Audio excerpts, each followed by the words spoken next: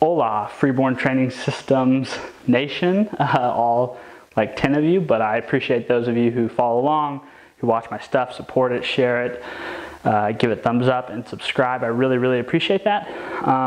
That being said, I made a video a while back, basically taking you guys through my garage gym, kind of like a cribs edition, so to speak, but for fitness-minded individuals who'd rather see what somebody's home gym is than maybe what the rest of their house looks like, which is kind of weird, but it's like really is a real thing. Like even for me, like I like to see other people's home gym. I like to visit like actual gyms whenever I travel, just to kind of like market research, see what everybody else is doing, and just put away ideas for the future. So real quick, I've kind of, just to give you some history here, I've expanded probably doubled the square footage that the gym takes up.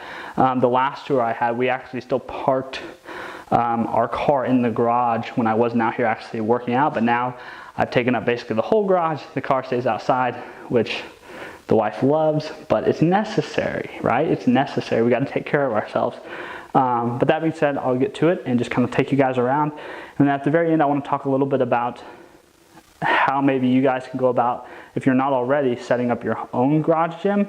And it's really not as expensive, and it really doesn't require as much square footage as you might think. So, all right, let's get to it. So, starting in the far corner. See if I can get this focused in. Okay, so coming in the gym, we've got a whiteboard here with a calendar. We can do programming up there, put motivational stuff, whatever gets you fired up. Down below, I've got some kettlebells. So I've actually got two 45-pound kettlebells and a 25-pound kettlebell. This case right here is something from my past football days. If you guys ever want to hear that story, just comment. I'll be happy to make a video about it or just tell you about it via word.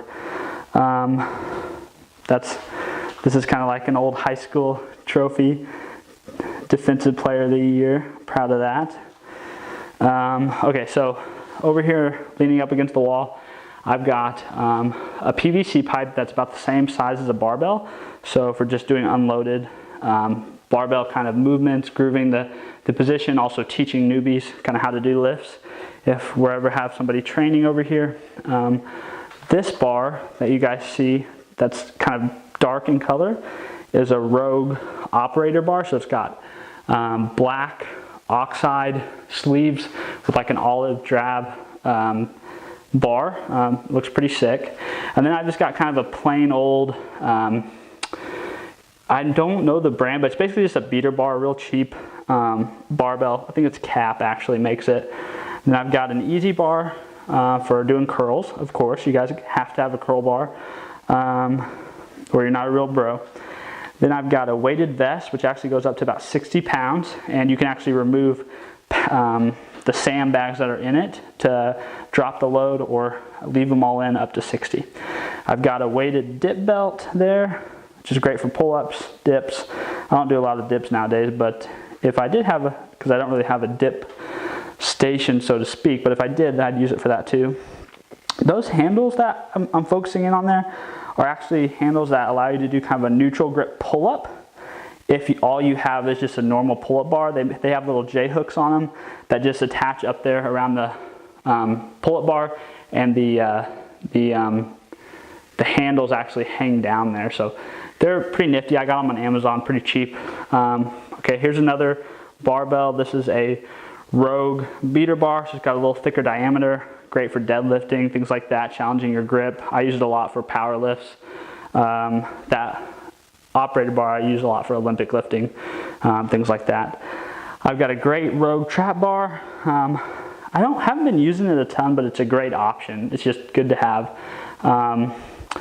Then I've got a T-bar handle for being like T-bar bent over rows, T-bar pull-ups, things like that. Good set of rings. And again, guys, like all this stuff isn't stuff that I use every week or even every month, but they are awesome to have if you have room for them. Give you lots of options.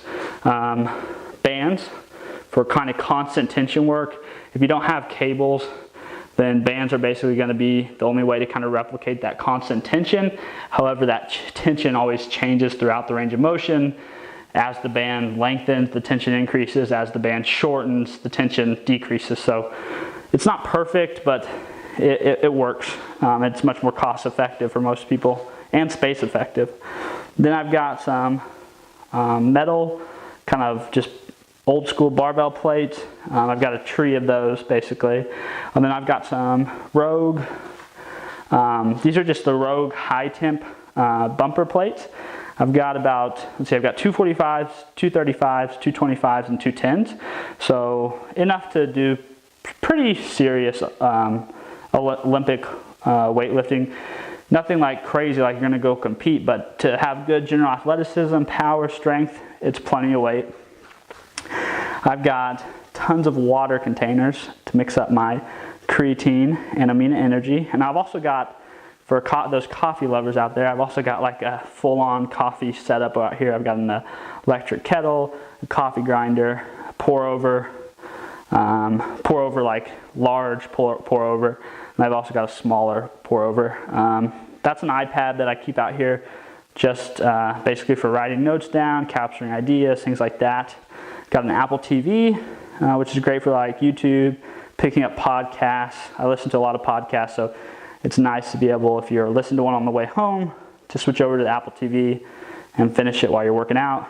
That's a Samsung 32-inch TV, just an extra one we have. So I put it out here for the Apple TV.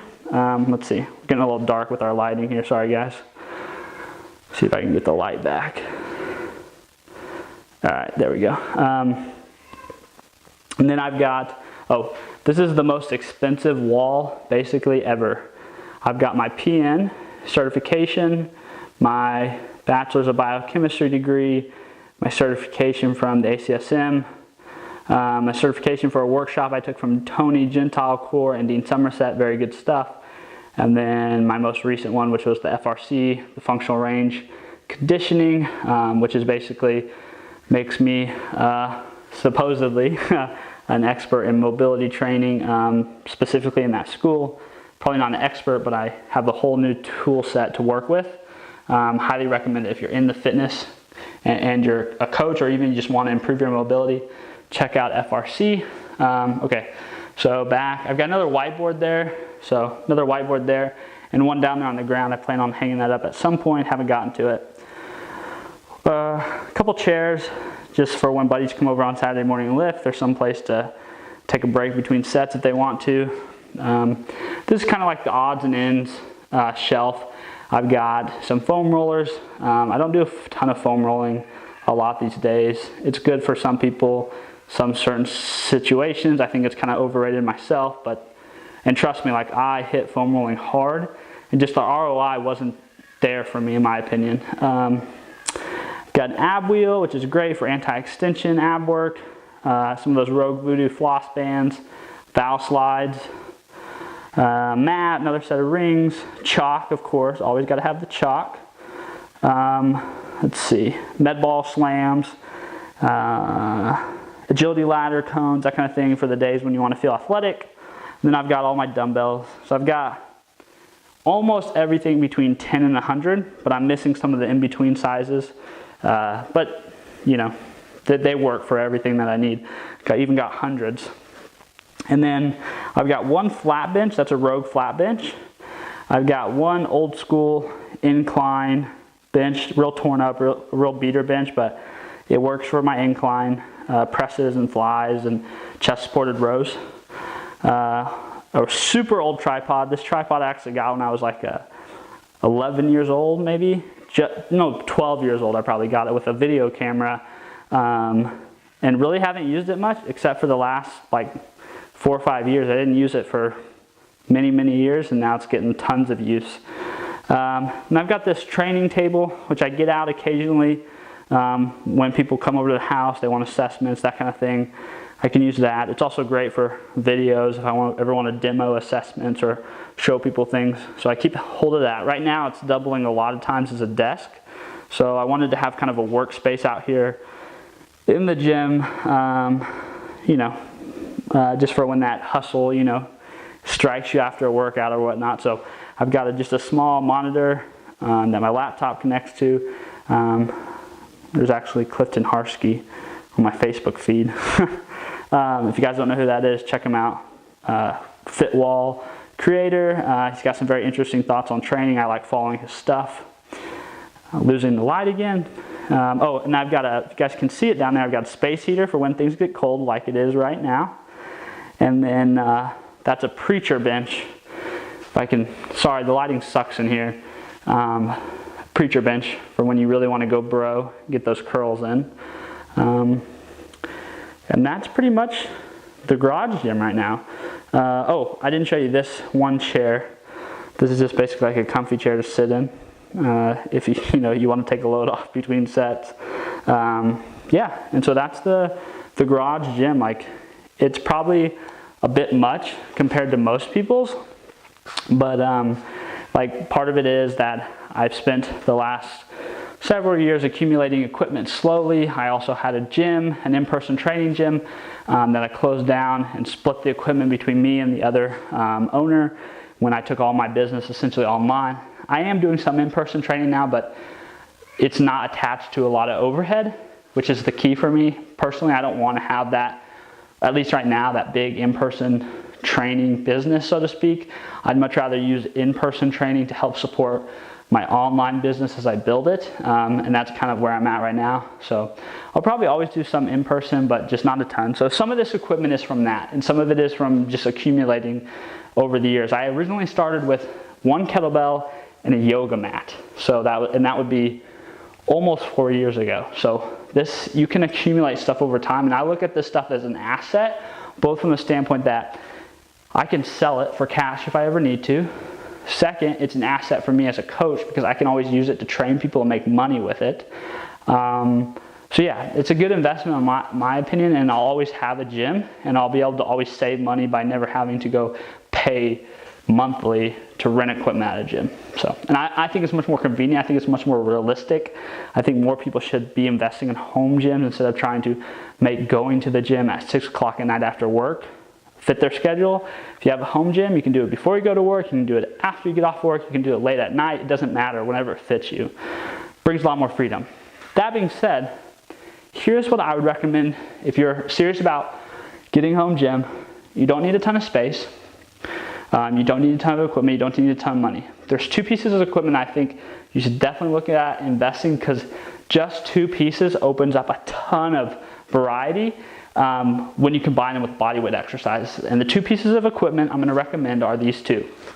You've got a doorway pull-up bar, and you've got a 45-pound kettlebell. This is if you're a guy. If you're a girl, do a 25-pound kettlebell and the doorway pull-up bar. Those 2 pieces of equipment all of a sudden make, in addition with bodyweight exercises, make a complete training regimen. You can do push, you can do pull, you can do squats, you can do hinges, you can do metabolic resistance training, you can do circuits, you can do higher rep volume work, you can work on strength movements, just like tons of great things. The number one problem with just bodyweight exercise alone, and why you should really consider those 2 pieces of equipment, is the pull aspect. It's very hard when you're talking bodyweight things to work your back through bodyweight movements, right? You can do push-ups, you can do squats, you can do lunges, you can do, you can even do single leg Romanian deadlifts, but you can't do things that are really going to develop those glutes and those hamstrings and those lats and those upper back muscles without having some kind of resistance against that pull motion. So of course you could go outside and find a tree. You could get a TRX, that'd be another one, but for $200, it's a pretty big investment. You can build your own suspension trainer. Still, that requires a little bit of investment of money and time is what most people don't have very much of. So to spend a couple hours putting together a suspension trainer or going to the store to buy the things, I just think these are better options. Kettlebell is probably going to cost you, 45 pounds probably going to cost you 50, 60 bucks at most. The doorway pull-up bar is probably $25 on Amazon. But yeah, then you'll be able to do, kettlebell floor presses, kettlebell overhead presses, kettlebell swings, kettlebell rack squats, kettlebell goblet squats, kettlebell rows, one-arm rows, upright rows, like all kinds of things. And then the pull-up bar, of course, lets you focus on that really fundamental body weight exercise of being able to do a pull-up. You can do all kinds of suspended, hanging ab work. All kinds of variety opens up with those two pieces of equipment. And all of a sudden, those can be packed away in the closet. When it's time to train, bring them out. Very minimal, doesn't take up a lot of space. It's just like, if you're considering a garage gym, give those two pieces of equipment, or even not a garage gym, but a home gym, those two pieces of equipment a look, and you'll be set. So yeah, that's all I have to share. I hope you guys enjoyed the tour. If I went too fast, it's the video, so you can pause, rewind, play, like, yeah. And also, I think more than anything, I hope that it gives you guys an idea of what you might build to, or what maybe you can put in your home gym, or maybe what fits your style of training and how you want to put it in there. I've got a little bit of everything: dumbbells, barbells, squat rack. I've got kettlebells. I've got stuff to do agility work, you know, everything, because I like to mix and match and put the things I think that work best all together. So, but you get what I'm saying. Find what works for you. This is a way to give you ideas. If you're going for the minimal amount of space, minimal amount of money required to get started with the home gym, doorway pull-up bar, kettlebell, 45 pounds if you're a male, 25 pounds if you're a female, and go from there. So I hope you guys enjoyed it. Please share it with other people you think will find it interesting. Subscribe to my channel for more videos, and I will see you guys again real soon, I'm sure. So bye.